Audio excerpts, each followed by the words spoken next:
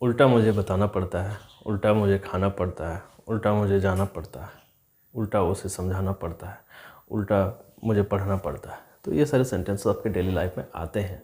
तो उन सारे सेंटेंसेस को बोलना बताना कैसे है इंग्लिश में, वो मैं आपको सिंपल ट्रिक बताने जा रहा हूँ। तो देखो, पहले सेंटेंसेस आप देख लें कि क्या कौन कौन से सेंटेंसेस हैं।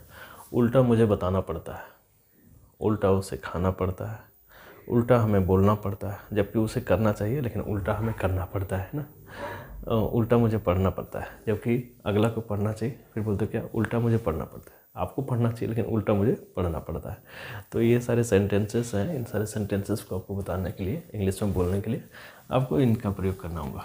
देखिए, सब्जेक्ट के अनुसार हैव या हैज़ का प्रयोग करिए।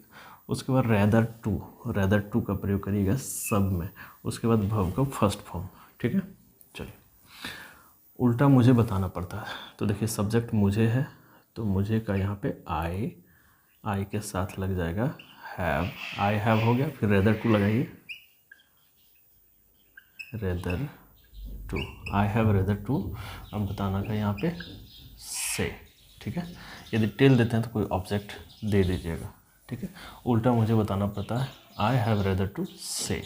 ठीक है, उल्टा उसे आना पड़ता है, तो उसे का क्या होगा, ही के साथ लग जाएगा हैज़। उसके बाद रेदर टू कम। उल्टा उसे आना पड़ता है, he has rather to come. ठीक है, उल्टा हमें बोलना पड़ता है, तो हमें का वी के साथ हैव, फिर लगाइए रेदर टू सब में, रेदर टू बोलना का से लगा दीजिए। ठीक है, उल्टा हमें बोलना पड़ता था, वी हैव रेदर टू से। उल्टा मुझे पढ़ना पड़ता है, तो आई हैव रेदर टू पढ़ना का रीड। उल्टा मुझे पढ़ना पड़ता है, I have rather to read. ठीक है, तो सेंटेंसेस को आप देखें, एक बार फिर से आपको समझा देता हूँ। उल्टा मुझे बताना पड़ता है, आई हैव रेदर टू से। टिल लगाइएगा तो कोई ऑब्जेक्ट आप दे सकते हैं। उल्टा उसे आना पड़ता है, he has rather to come.